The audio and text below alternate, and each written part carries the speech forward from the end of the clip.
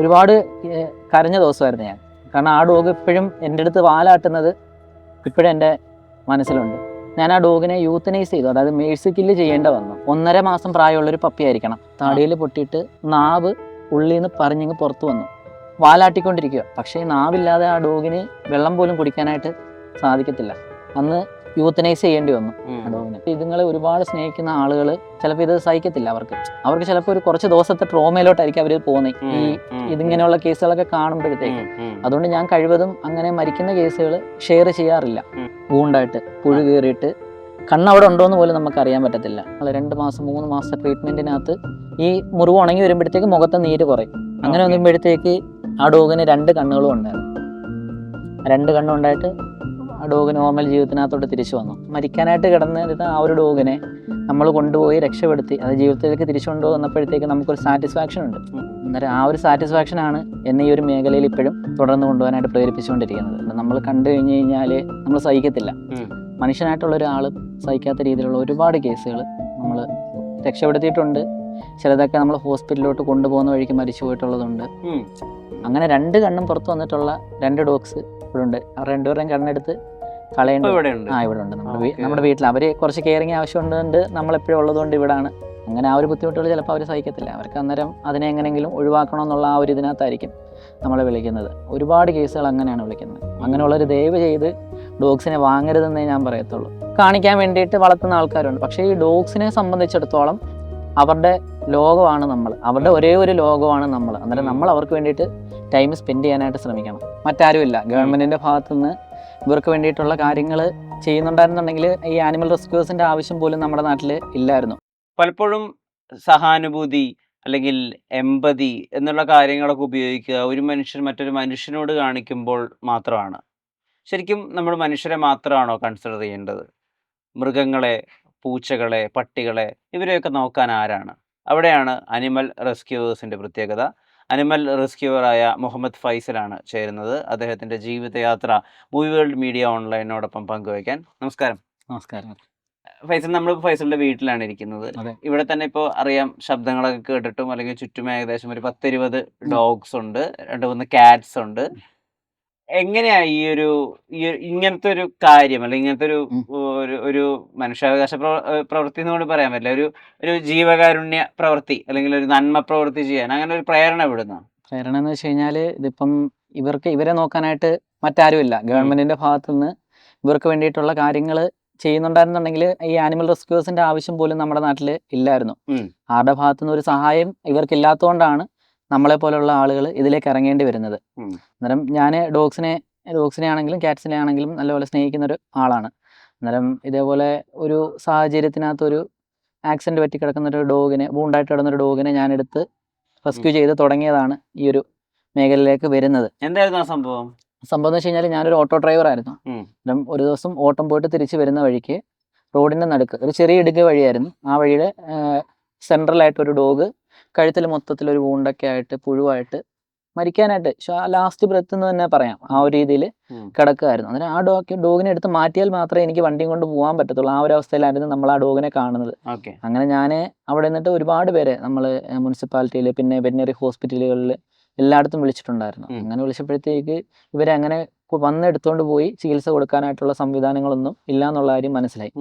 അങ്ങനെയാണ് ഞാൻ ഓടുന്ന വണ്ടിക്കകത്ത് ഈ ഡോഗിനെ കയറ്റിക്കൊണ്ടുപോയി നമ്മുടെ പുനലൂർ ഗവൺമെൻറ് വെറ്റിനറി ക്ലിനിക്കിൽ കൊണ്ടുപോയിട്ട് ഈ വൂണ്ടൊക്കെ ക്ലീൻ ചെയ്ത് ഡ്രിപ്പൊക്കെ ഇട്ടു. അപ്പോഴത്തേക്ക് ആൾ കുറച്ചൊന്ന് ഉഷാറായി. അന്നേരം പിന്നെ ഒരു 3-4 ദിവസത്തെ ട്രീറ്റ്മെൻറ്റ് കൊണ്ട് ആള് ലൈഫിലേക്ക് തിരിച്ചു വന്നു.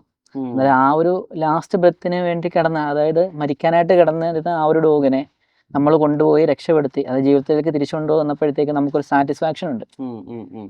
അന്നേരം ആ ഒരു സാറ്റിസ്ഫാക്ഷനാണ് എന്നെ ഈ ഒരു മേഖലയിൽ ഇപ്പോഴും തുടർന്ന് കൊണ്ടുപോകാനായിട്ട് പ്രേരിപ്പിച്ചുകൊണ്ടിരിക്കുന്നത്. ഫൈസലിന്റെ ഒരു കുടുംബ പശ്ചാത്തലം എങ്ങനെയാ? എത്ര വരെ പഠിച്ചോ? എങ്ങനെയാണ് ഈ ആനിമൽ റെസ്ക്യൂവിന് മുമ്പ് വരെ ഉണ്ടായിരുന്ന ജീവിതം? അതിന് മുന്നേ എന്ന് വെച്ച് കഴിഞ്ഞാൽ എൻ്റെ വീട്ടിൽ ഉമ്മ, വാപ്പ, ഞങ്ങൾ 2 ആൺമക്കളാണ്.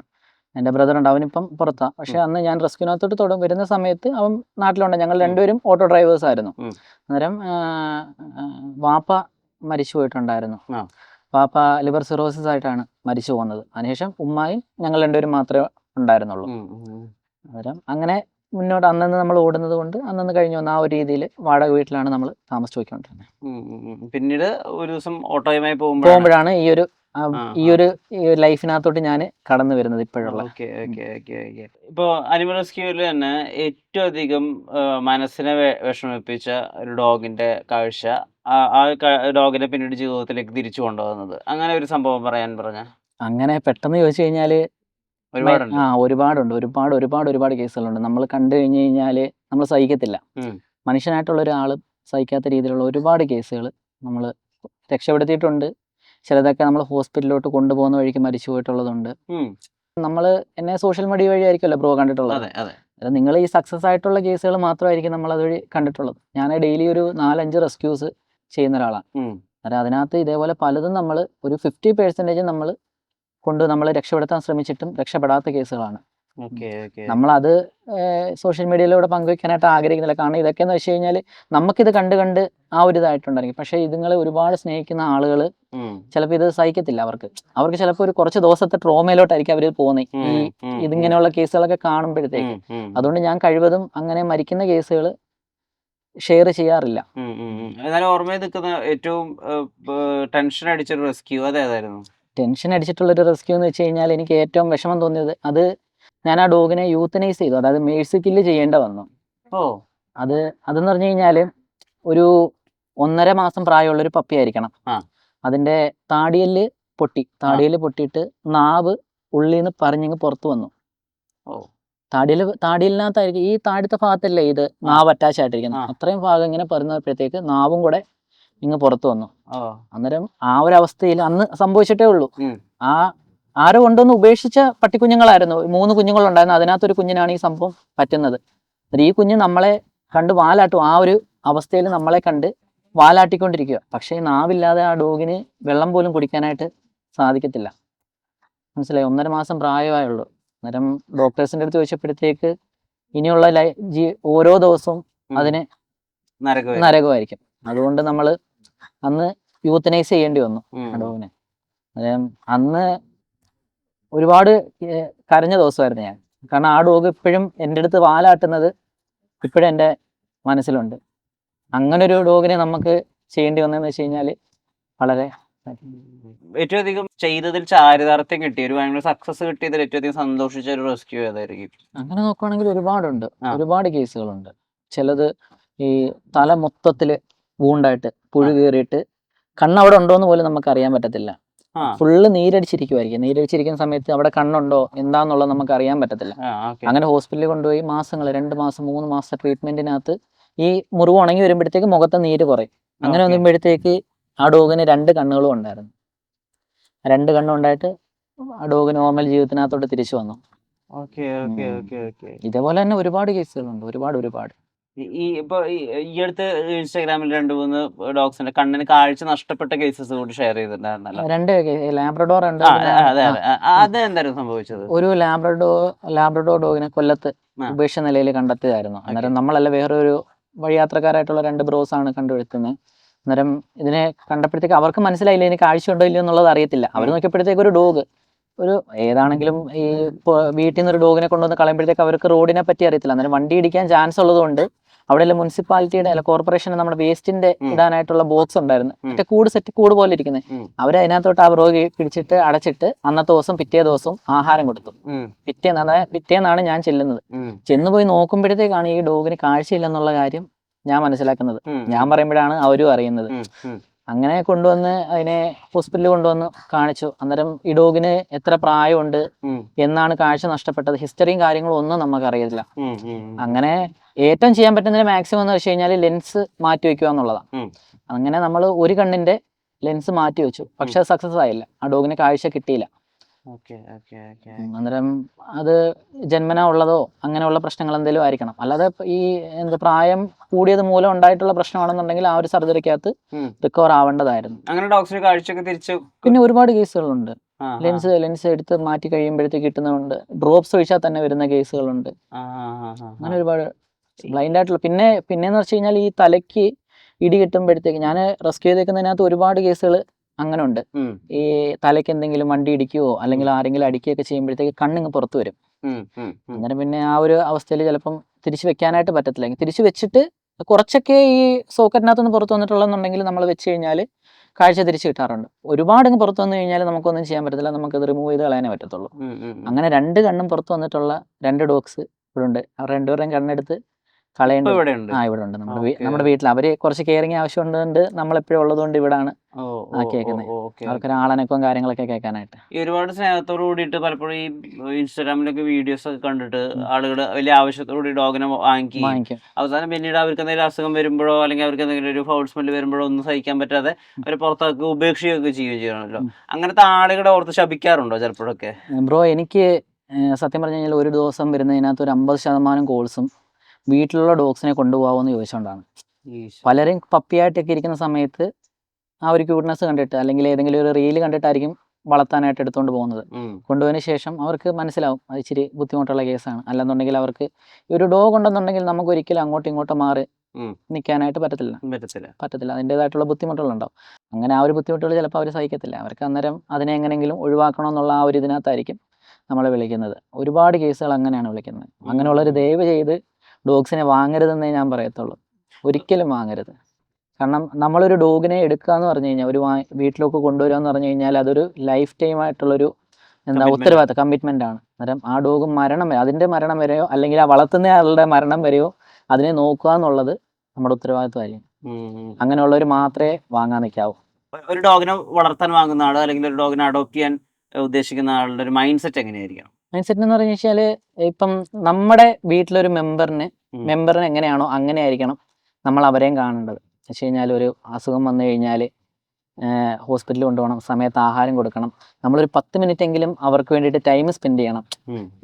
നമുക്ക് ചിലപ്പം നമ്മുടെ ഫാമിലിയിലുള്ള ഒരുപാട് പേരിൽ ഒരാൾ മാത്രമായിരിക്കും ഈ ഒരു ഡോഗ് എന്ന് പറഞ്ഞാൽ. ചിലപ്പോൾ അങ്ങനെ കാണാതെ വെറുതെ ഒരു വസ്തു എന്ന് പറയുന്ന രീതിക്ക് വളർത്തുന്ന ആളുകളും ഉണ്ട്. ആൾക്കാരുടെ മുന്നിൽ കാണിക്കാൻ വേണ്ടിയിട്ട് വളർത്തുന്ന ആൾക്കാരുണ്ട്. പക്ഷേ ഈ ഡോഗ്സിനെ സംബന്ധിച്ചിടത്തോളം അവരുടെ ലോകമാണ് നമ്മൾ, അവരുടെ ഒരേ ഒരു ലോകമാണ് നമ്മൾ. അന്നേരം നമ്മൾ അവർക്ക് വേണ്ടിയിട്ട് ടൈം സ്പെൻഡ് ചെയ്യാനായിട്ട് ശ്രമിക്കണം. അങ്ങനെയുള്ളവർ മാത്രമേ വാങ്ങിക്കാവൂ.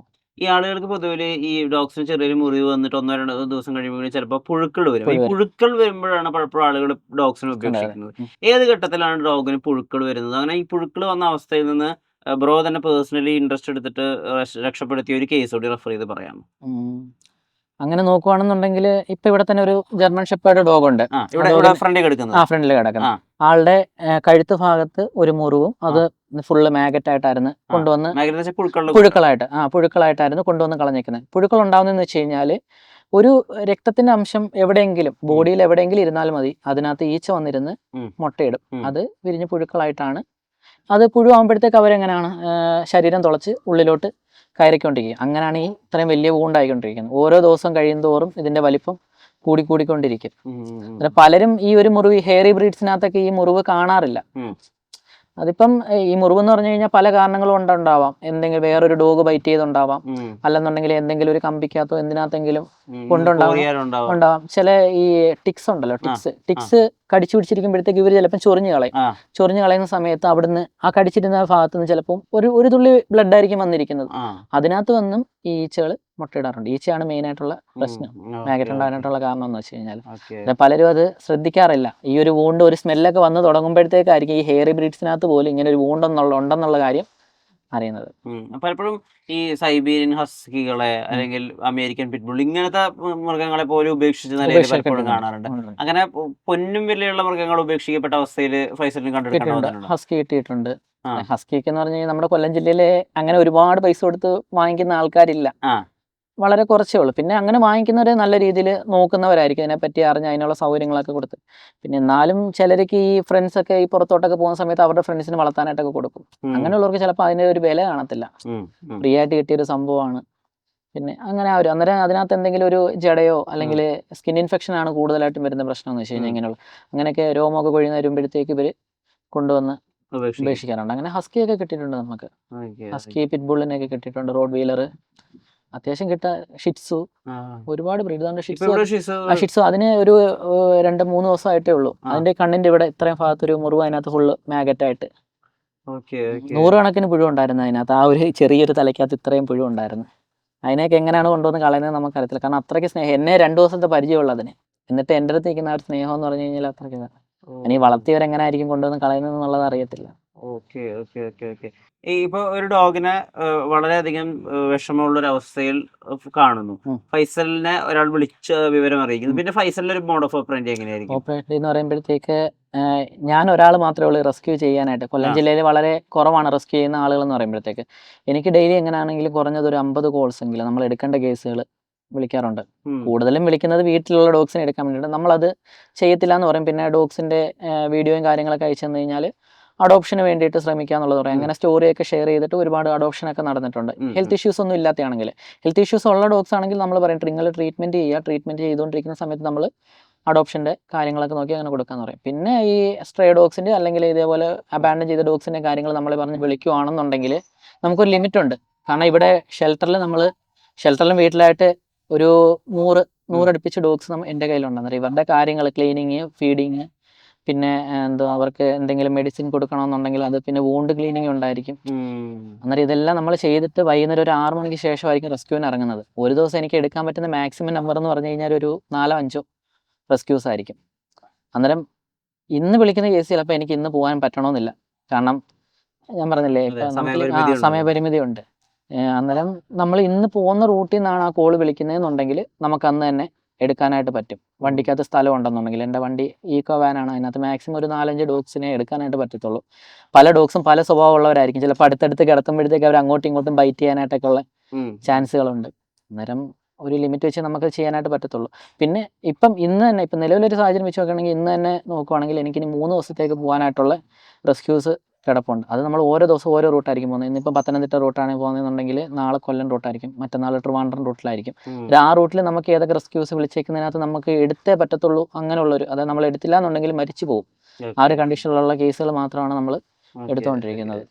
ഇതിപ്പോ 100 ഡോഗ്സ് എന്ന് പറയുമ്പോൾ ഏകദേശം ഒരു 100 മനുഷ്യനുള്ള ഭക്ഷണം തന്നെ ഏകദേശം വേണ്ടിവരും. അപ്പൊ ഈ ഇത്ര പേർക്കുള്ള ഭക്ഷണം, പാർപ്പിടം, വാടക, ഇതിനുള്ളൊരു സാമ്പത്തിക വശം എങ്ങനെയാണ് ഫൈസൽ കണ്ടുപിടിക്കുന്നത്? ഫൈസലിന് ഫുൾ ടൈം ജോലി കൂടിയാണ്. അതെ.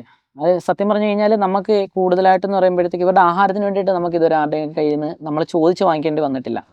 ആളുകൾ, നമ്മളെ മൃഗസ്നേഹികളായിട്ടുള്ള ആൾക്കാർ, അവരാണ് ഈ കേരളത്തിലുള്ള മൃഗങ്ങളെ, സ്ട്രേ ഡോഗ്സിന്റെ കാര്യത്തിനകത്ത് ഭൂരിഭാഗം ചെയ്യുന്നതും അവർ തന്നെയാണ്.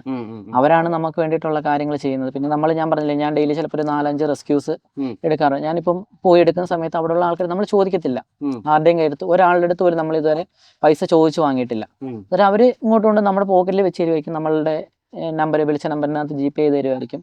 അങ്ങനെ നമുക്ക് ഇവർക്ക് ആഹാരം വാങ്ങിക്കാനായിട്ട് ഇതുവരെ ബുദ്ധിമുട്ടോ കാര്യങ്ങളോ, ഞാൻ അത്രയും ദിവസം എല്ലാ ദിവസവും ഇതേപോലെ ചെയ്യുന്നത് കൊണ്ടാണ് നമുക്ക് ആ ഒരു ബുദ്ധിമുട്ട് വരാത്തത്.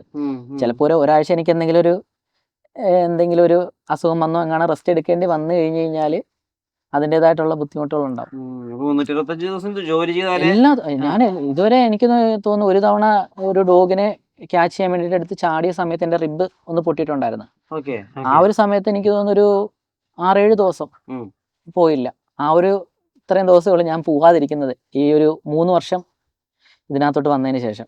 3 വർഷമായിട്ട് ഒറ്റ ദിവസം പോലും ലീവ് എടുക്കാതെ ചെയ്തുകൊണ്ടിരിക്കുന്നത്. എന്താ ഇതിന്റെ ഒരു പ്രേരണ? എന്താ ഇതിന്റെ ഒരു മോട്ടിവേഷൻ എന്ന് പറഞ്ഞു കഴിഞ്ഞാൽ ഞാൻ ആദ്യം പറഞ്ഞതന്നെ, ഇത് നമ്മൾ ചെയ്തില്ല എന്നുണ്ടെങ്കിൽ വേറെ ആരും ചെയ്യാനായിട്ടില്ല. മനസ്സിലായി, നമുക്ക് എല്ലാവരും രക്ഷപ്പെടുത്താനായിട്ട് പറ്റത്തില്ല. പക്ഷെ നമ്മളെ കൊണ്ട് എനിക്കതിനുള്ള സാഹചര്യമുണ്ട്, സമയമുണ്ട്. എന്ന് വെച്ച് കഴിഞ്ഞാൽ പലർക്കും നമ്മളെ ഹെൽപ്പ് ചെയ്യുന്നത് അങ്ങനെയുള്ളവരാണ്. പലർക്കും അതിനുള്ള സാമ്പത്തികവും കാര്യങ്ങളും കാണും. പക്ഷെ അവർക്ക് അതിനുള്ളൊരു സിറ്റുവേഷൻ കാണത്തില്ല. ജോലിയുടെ തിരക്കുകൾ കാരണം, അല്ലെന്നുണ്ടെങ്കിൽ വീട്ടിൽ ചിലപ്പം ബാക്കിയുള്ളവർക്ക് ചിലപ്പം താല്പര്യം കാണത്തില്ല. അന്നേരം അങ്ങനെയുള്ളവരാണ് നമ്മളെ ഹെൽപ്പ് ചെയ്യുന്നത്. അന്നേരം ഇതെല്ലാം കൂടെ ഒത്ത് എനിക്ക് ഉണ്ട്, അതിനുള്ള സിറ്റുവേഷൻ എനിക്കുള്ളത് കൊണ്ട് ഞാനത് ചെയ്യുന്നു. ഒരു ദിവസം ഒരു ജീവനെങ്കിലും നമ്മൾ രക്ഷപ്പെടുത്താൻ പറ്റുമെന്നുണ്ടെങ്കിൽ. ഫൈസൽ, ഈ ഒരു മേഖലയിൽ ആഗ്രഹിക്കുന്ന ഒരു മാറ്റമോ അല്ലെങ്കിൽ ഒരു സഹായമോ അങ്ങനെ എന്തെങ്കിലും ഉണ്ടെങ്കിൽ അത് എന്തായിരിക്കും? മാറ്റം എന്ന് പറഞ്ഞു കഴിഞ്ഞാൽ നമ്മുടെ നാട്ടിലെ ജനങ്ങളാണ് ആദ്യം മാറേണ്ടത്. അതിനകത്ത് രാഷ്ട്രീയ നേതാക്കൾ ഉണ്ടാവണം, പിന്നെ നമ്മുടെ പൊതുജനങ്ങൾ ഉണ്ടായിരിക്കണം, പിന്നെ ഡോഗ്സിനെ വളർത്തുന്ന മൃഗസ്നേഹികളായിട്ടുള്ള ആളുകൾ വരെ മാറണം എന്നേ നമ്മൾ പറയത്തുള്ളൂ. നമ്മുടെ ഗവൺമെൻറ് ഫസ്റ്റിൽ ഇവർക്ക് വേണ്ടി ചെയ്യേണ്ടതെന്ന് വെച്ച് കഴിഞ്ഞാൽ വാക്സിനേഷൻ, സ്റ്റെറിലൈസേഷൻ, ഈ കാര്യങ്ങൾ കറക്റ്റ് ചെയ്ത് കഴിഞ്ഞ് കഴിഞ്ഞാൽ ഇവരുടെ എണ്ണം കൂടുന്നത് നിയന്ത്രിക്കാനായിട്ട് നമുക്ക് സാധിക്കും. അതൊരിക്കലും നമ്മൾ ഇന്ന് ചെയ്ത് കഴിഞ്ഞാൽ ഇന്ന് അതിൻ്റെ റിസൾട്ട് കിട്ടത്തില്ല. ഇന്ന് അതിൻ്റെ പ്രവർത്തനം തുടങ്ങി കഴിഞ്ഞാൽ ഒരു 10 വർഷം കഴിഞ്ഞിട്ടുള്ള ആളുകൾക്കായിരിക്കും അതിൻ്റെ റിസൾട്ട് കിട്ടുന്നത്. ഇപ്പൊ ട്രിവാൻഡ്രത്തൊക്കെ ഗവൺമെന്റിന്റെ ഇപ്പൊ മേയർ ഉൾപ്പെടെ മുൻകൈ എടുത്തുകൊണ്ട് ഷെൽട്ടർ ഹോമുകൾ തുടങ്ങി എന്നൊക്കെ വാർത്തകളുണ്ടായിരുന്നു. അപ്പോൾ ഓരോ ജില്ലയിലും ഓരോ ഷെൽട്ടർ ഹോമുകൾ അങ്ങനെ ഓരോ ജില്ലയിലല്ല, നമ്മൾ ഓരോ വാർഡിൽ തുടങ്ങിയാൽ പോലും ഉൾക്കൊള്ളാനായിട്ട് പറ്റത്തില്ല, അത്രയ്ക്ക് ഡോഗ്സ് നമ്മുടെ നാട്ടിലുണ്ട്. ഉണ്ടല്ലേ? ഷെൽട്ടർ ഹോം എന്ന് പറഞ്ഞു കഴിഞ്ഞാൽ ഒരിക്കലും പ്രാവർത്തികമല്ല. നമുക്ക് ചെയ്യാൻ പറ്റുന്ന കാര്യം, ഏറ്റവും വലിയൊരു കാര്യം എന്ന് വെച്ച് കഴിഞ്ഞാൽ ഈ സ്റ്റെറിലൈസേഷൻ ചെയ്യുക എന്നുള്ളതാണ്. സ്റ്റെറിലൈസേഷൻ ചെയ്താൽ മാത്രമേ അതിനൊരു ഒരു പെർമനൻ്റ് ആയിട്ടുള്ളൊരു സൊല്യൂഷൻ എന്ന് പറയാനായിട്ട് പറ്റത്തുള്ളൂ. ഇപ്പം നമ്മൾ ഷെൽട്ടർ തുടങ്ങി, ഇപ്പം എനിക്ക് ഷെൽട്ടറുണ്ട്, ഞാൻ പുനലൂരത്തെ ഡോഗ്സിനെ മാത്രം റെസ്ക്യൂ ചെയ്യുന്നു എന്ന് വിചാരിക്കാം. ഞാൻ ഓരോ ദിവസവും ഞാൻ പുനലൂരുള്ള എല്ലാ ഡോഗ്സിനെ കൊണ്ടുവന്ന് ആക്കി കഴിഞ്ഞാൽ പോലും പിറ്റേ ദിവസം അടുത്ത ആളുകൾ കൊണ്ടുവന്ന് പപ്പീസിനെ കൊണ്ടുവന്ന് കളയാം. ഓരോ ബാച്ചിനകത്തും 5നും 10നും ഇടയ്ക്കുള്ള നമ്പേഴ്സിലുള്ള പപ്പീസിനെയാണ് കൊണ്ടുവന്ന് കളയുന്നത്. അന്നേരം ഇതെല്ലാം അവിടെ വളർന്ന് വലുതായിക്കൊണ്ടിരിക്കുകയാണ്. പിന്നെന്ന് പറഞ്ഞു കഴിഞ്ഞാൽ ഡോഗ്സ് എന്ന് പറയുമ്പോഴത്തേക്ക് ഒരു ടെറിട്ടോറിയൽ ആയിട്ടുള്ള ആനിമലാണ്. അന്നേരം ഇപ്പം ഒരു സ്ഥലത്ത് ഡോഗ് ഇല്ലെന്നുണ്ടെങ്കിൽ അപ്പുറത്തുള്ളൊരു ഡോഗ് അതിൻ്റെ ടെറിട്ടറി വലുതാക്കിയിട്ട് അങ്ങോട്ട് കടന്നു കയറാനായിട്ട് നോക്കും. ഇപ്പോൾ ഒരു ഏരിയയിലുള്ള ഡോഗ് മറ്റൊരു ഏരിയയിലോട്ട് വരാതിരിക്കാനായിട്ട് അവിടെ നിൽക്കുന്നതെന്ന് വെച്ച് കഴിഞ്ഞാൽ, അതായത് പ്രശ്നമായിട്ട് നിൽക്കുന്നതെന്ന് വെച്ച് കഴിഞ്ഞാൽ ആ ഏരിയയിലുള്ള നേരത്തെ ഉള്ളൊരു ഡോഗ് ആയിരിക്കും. ഈ ഡോഗുകളിൽ ഈ റെസ്ക്യൂ ചെയ്തതിനു ശേഷമുള്ള അവരുടെ ഒരു സ്നേഹപ്രകടനം കണ്ട് മനസ്സ് നിറഞ്ഞു പോയ സംദർഭങ്ങളുണ്ടോ? അയ്യോ, അത് ഒരുപാടുണ്ട്.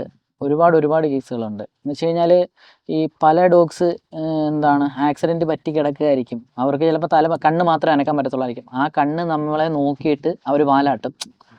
അങ്ങനെയുള്ള കേസുകളുണ്ട്. അത് കൂടുതലും ഇത് കൊണ്ട് ഉപേക്ഷിച്ചേക്കുന്ന ഡോഗ്സ് ആയിരിക്കും അങ്ങനെയുള്ളത്. പിന്നെ ചില ആളുകളൊക്കെ നല്ല രീതിയിൽ നോക്കുന്ന കമ്മ്യൂണിറ്റി ആനിമൽസ് ഡോഗ്സ് ഉണ്ടായിരിക്കും. അവരും നല്ല സ്നേഹമാണ് കാണിക്കാറുള്ളത്. പിന്നെ ഈ സ്നേഹമില്ലാത്തതെന്ന് പറഞ്ഞു കഴിഞ്ഞാൽ അത് അവരുടെ കുറ്റമല്ല ഒരിക്കലും. ഈ ഒരു നായ ജനിക്കുമ്പോഴത്തേക്ക് അത് ക്രൂരനായിട്ടല്ല ജനിക്കുന്നത്, ആൾക്കാരെ കടിക്കണമെന്നുള്ള ഉദ്ദേശത്തോടല്ല ജനിക്കുന്നത്. അവരെ അങ്ങനെ വളർത്തിയെടുക്കുന്നതാ. മനസ്സിലായില്ലേ? അന്നേരം അവർ വളരുന്ന സാഹചര്യം, ഇപ്പം വീട്ടിലാണ് വളർന്നതെന്നുണ്ടെങ്കിൽ ആ വീട്ടിൽ വളർന്ന സാഹചര്യം, ഇപ്പം സ്ട്രീറ്റിലാണ് വളരുന്നതെന്നുണ്ടെങ്കിൽ ആ സ്ട്രീറ്റിലുള്ള അവിടെയുള്ള ആളുകൾ എങ്ങനെ ആ ഡോഗിനോട് പെരുമാറുന്നു അതിനനുസരിച്ചായിരിക്കും ആ ഡോഗ് നമ്മളോട് തിരിച്ചു കാണിക്കുന്നത്. നമ്മൾ വീട്ടിലുള്ള പല ഡോഗ്സും അഗ്രസീവാണ്. പക്ഷേ സ്ട്രീറ്റിലുള്ള പല ഡോഗ്സും നമ്മുടെ അടുത്ത് ഫ്രണ്ട്ലിയാണ്. വളരുന്ന സാഹചര്യമാണ്. ഈ ഇപ്പോൾ റെസ്ക്യൂ ചെയ്യുന്നതിനിടയിൽ കടിയേൽക്കുക, പരിക്ക് പറ്റാനൊക്കെ ഉണ്ടായിട്ടുണ്ടോ? അങ്ങനെ ഇല്ല, നമ്മൾ കൂടുതൽ ശ്രദ്ധിച്ചൊക്കെ ചെയ്യാറുള്ളൂ. പിന്നെ ചില കേസുകളിൽ നമുക്ക് കടി കിട്ടുമെന്ന് ഉറപ്പാണ്. ഇപ്പം എനിക്ക് താണ്ടതായി ഒരു കടി കിട്ടിയിട്ടുണ്ട്. അതെന്ന് പറയുമ്പോഴത്തേക്ക് നമ്മൾ ഒരു ഡോഗിനെ ഒരു ഓടയ്ക്കടിയിൽ കയറ്റിയിട്ട് അവിടെ നെറ്റ് ഇടാനോ വേറെ ഇടാനായിട്ടുള്ള സംവിധാനങ്ങളൊന്നുമില്ല. അതിനെ പിടിച്ചിങ്ങിടുക എന്നുള്ളതേ ഉള്ളൂ, പുറത്തെത്തിക്കുക എന്നുള്ളതേ ഉള്ളൂ. ഞാനങ്ങനെ കയറിയിട്ട് പിടിച്ച് പുറത്തോട്ട് ഇടാൻ നേരത്ത് ഒരു കടി കിട്ടിയതാണത്. അങ്ങനെ സാഹചര്യത്തിൽ മാത്രമേ അങ്ങനെ വന്നിട്ടുള്ളൂ.